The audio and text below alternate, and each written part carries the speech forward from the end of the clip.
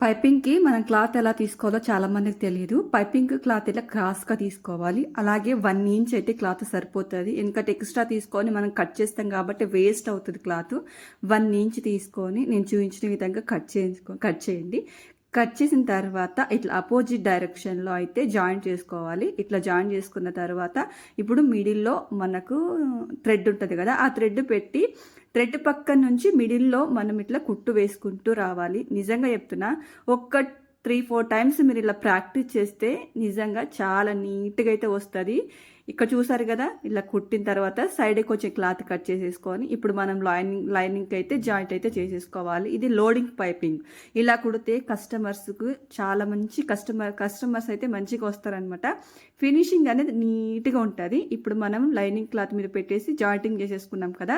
ఇక్కడ చూసారు కదా! పైపింగ్ అనేది ఎంత మంచిగా వచ్చిందో. నిజంగా చెప్తున్నా చాలా నీట్‌గా వస్తది. మీరు కూడా